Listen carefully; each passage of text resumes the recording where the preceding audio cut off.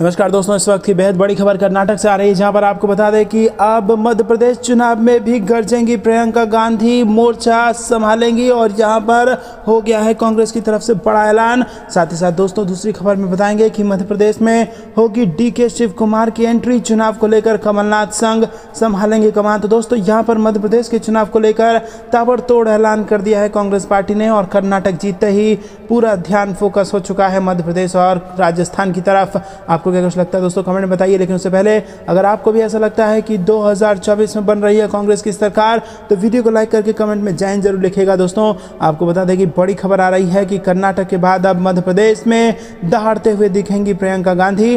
भाजपा और कांग्रेस समेत सभी दल चुनावी तैयारियों में जुट गए हैं और पहले कांग्रेस और भाजपा दोनों प्रमुख पार्टी चुनावी वादों को लेकर एक दूसरे पर अभी से हमलावर होने लगे हैं। कांग्रेस की राष्ट्रीय महासचिव प्रियंका गांधी 12 जून को जबलपुर से रोड शो और आम सभा संबोधित कर विधानसभा चुनाव प्रचार की शुरुआत करने जा रही हैं। उसके बाद कांग्रेस के पूर्व राष्ट्रीय अध्यक्ष राहुल गांधी और कांग्रेस के राष्ट्रीय अध्यक्ष मल्लिकार्जुन खड़गे की आम सभाओं को लेकर पीसीसी एआईसीसी ने समन्वय कर कार्यक्रम तैयार कर लिया है। रुक करते हैं ब्रेकिंग न्यूज की तरफ। अब मध्य प्रदेश में होगी डीके शिव कुमार की एंट्री, चुनाव को लेकर कमलनाथ संग संभालेंगे कमान। जी हां दोस्तों, आपको बता दें कि कर्नाटक में कांग्रेस की जीत के मुख्य सूत्रधार डीके शिव कुमार की जल्द ही मध्य प्रदेश की राजनीति में एंट्री होने जा रही है। बताया जा रहा है कि पूर्व सीएम कमलनाथ और डीके शिव कुमार की जुगलबंदी होगी।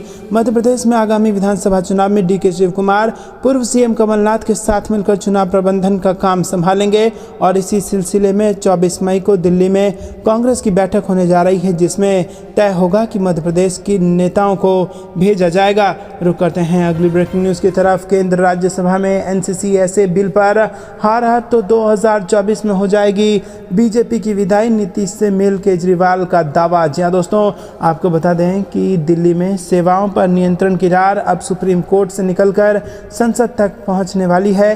केजरीवाल अब इस सियासी लड़ाई को 2024 का सेमीफाइनल बताकर सभी विपक्षी दलों के साथ आने की अपील कर रहे हैं। अरविंद केजरीवाल की अगुवाई वाली आम आदमी पार्टी ने केंद्र सरकार द्वारा दिल्ली में अफसरों के ट्रांसफर पोस्टिंग मामले में जुड़े मामलों के लिए राष्ट्रीय राजधानी सिविल सेवा प्राधिकरण के गठन का अध्यादेश लाए जाने के बाद केंद्र के खिलाफ खुलकर मोर्चा खोल दिया है। केंद्र द्वारा लाए गए एनसीसी ऐसे अध्यादेश पर बोलते हुए केजरीवाल ने रविवार को कहा कि सुप्रीम कोर्ट के 5 जजों की संवैधानिक पीठ ने 5-0 से आदेश जारी कर सेवाओं पर नियंत्रण के लिए सारी पावर दिल्ली की चुनी हुई सरकार को दी थी। सुप्रीम कोर्ट का ऑर्डर आने के महज 8वें दिन ही केंद्र सरकार ने अध्यादेश जारी कर सुप्रीम कोर्ट के आदेश को पलट दिया और चुनी हुई सरकार की सारी शक्तियां छीन ली और सरकार को बिल्कुल पंगु बना दिया और सारी ताकत एलजी को दे दी और कहा कि अब एलजी ही दिल्ली चलाएंगे। ये संविधान के खिलाफ है। दोस्तों रुक करते हैं अगली ब्रेकिंग न्यूज की तरफ। मोदी ने देश की अर्थव्यवस्था के साथ खिलवाड़ किया, संजय राउत ने पीएम मोदी के पुराने बयान को लेकर साधा निशाना। जी हां दोस्तों, आपको बता दें कि शिवसेना यूबीटी के सांसद संजय राउत ने रविवार को 2000 रुपए के नोटों को वापस लेने पर केंद्र सरकार पर निशाना साधा। संजय राउत ने आरोप लगाया कि भाजपा के नेतृत्व वाले केंद्र द्वारा लगाए गए दोनों नोटबंदी विफल रहे और साथ ही उन्होंने कहा कि पहली नोटबंदी के दौरान 3000 से ज़्यादा लोगों को कतारों में खड़ा कर दिया गया, जिनकी मौत हो गई। और संजय राउत ने प्रधानमंत्री नरेंद्र मोदी के उस बयान को भी याद किया जिसमें पीएम ने कहा था कि अगर नोटबंदी फेल रही तो उन्हें सार्वजनिक रूप से जो सजा देश देगा वो उनको स्वीकार होगा। संजय राउत ने कहा कि बीजेपी सरकार द्वारा लगाए गए दोनों नोटबंदी विफल रहे हैं। पहले नोटबंदी के फैसले के कारण 350 लोगों की बैंक में लाइन लगकर मौत हो गई। पीएम मोदी ने कहा था कि नोटबंदी में महंगाई, भ्रष्टाचार, कालाधन और आतंकवाद और सब कुछ कम हो जाएगा, लेकिन कुछ भी नहीं बदला, सब कुछ बरकरार है।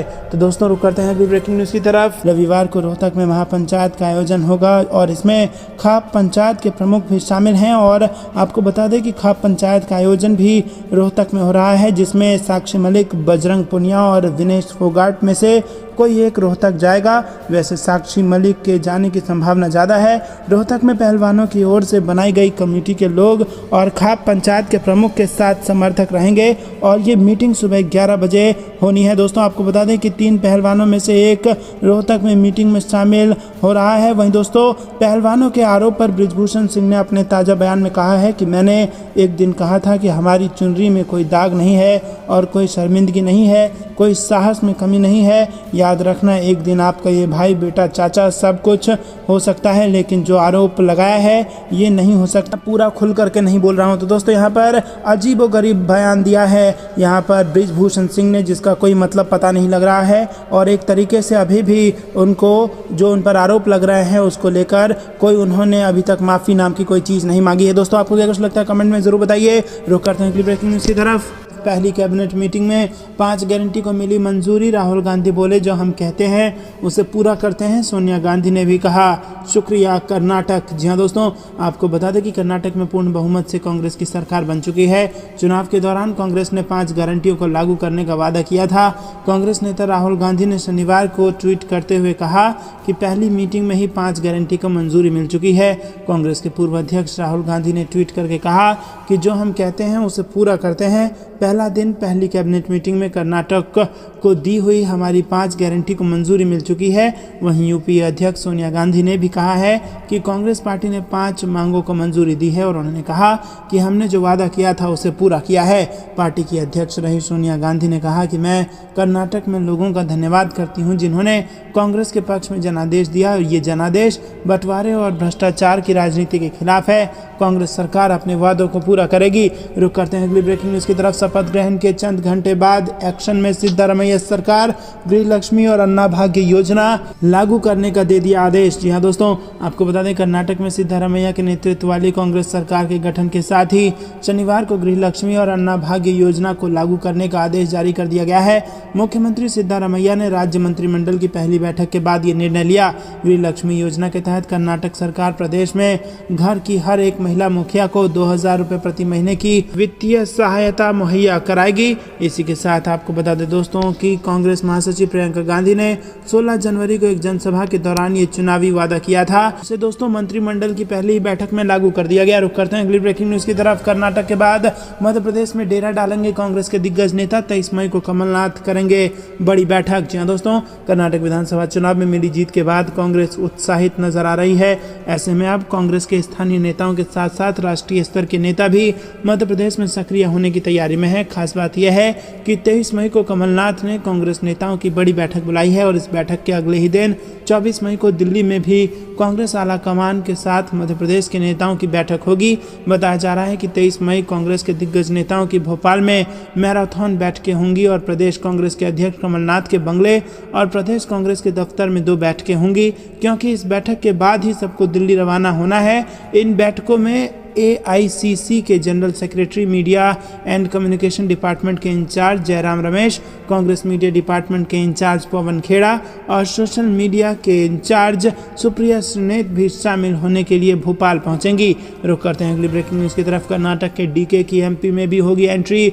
विधानसभा चुनाव में कांग्रेस दे सकती है बड़ी जिम्मेदारी। जी दोस्तों, कर्नाटक में कांग्रेस की सरकार का शपथ ग्रहण समारोह पूरा हो गया है।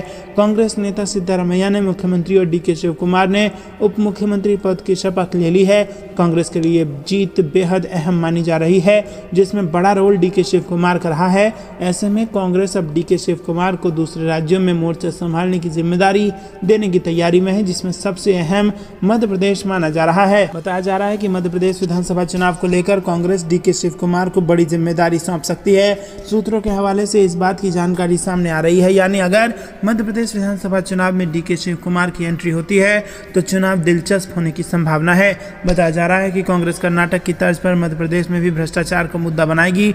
ऐसे में कांग्रेस कर्नाटक की तर्ज पर PCM का नया वर्जन लाएगी, क्योंकि ये मुद्दा कर्नाटक में हिट साबित हुआ। ऐसे में कांग्रेस अब इस मुद्दे को मध्य प्रदेश में भी भुनाने की पूरी कोशिश करेगी। हालांकि अब तक इस बात की कोई आधिकारिक जानकारी सामने नहीं आई है। दोस्तों, रुक करते हैं अगली ब्रेकिंग न्यूज की तरफ। 2000 के नोट पर RBI की घोषणा पर सुप्रिया श्रीनेत ने गिनाए पहली नोटबंदी के भयावह दुष्परिणाम। जी हाँ दोस्तों, 2016 में जब प्रधानमंत्री मोदी ने नोटबंदी का ऐलान किया था तो देश में हाहाकार मच गया था, और इस विषय पर जब चंद दिनों बाद राज्य में चर्चा हुई तो पूर्व प्रधानमंत्री और जाने माने अर्थशास्त्री डॉक्टर मनमोहन सिंह ने साफ कह दिया था कि यह सुनियोजित लूट और ऐतिहासिक भूल है। इसके दुष्परिणाम होंगे। इससे देश की अर्थव्यवस्था को कम से कम 2% का नुकसान होगा।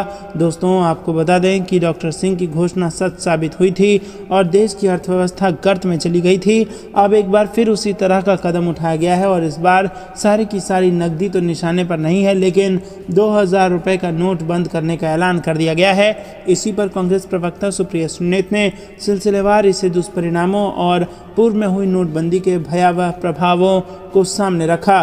दोस्तों, आपको बता दें कि यहाँ पर नोटबंदी की खौफनाक यादें, 99% प्रतिबंधित पैसों का बैंकों में वापस आना, नए नोटों की छपाई की कीमत 21,000 करोड़ रुपए होना, एटीएम का साइज बदलने का खर्च अलग से, नोटबंदी के कई सारे दुष्प्रभाव, इसी के साथ कई सारे जो दुष्प्रभाव थे नोटबंदी से वो गिनाए गए हैं।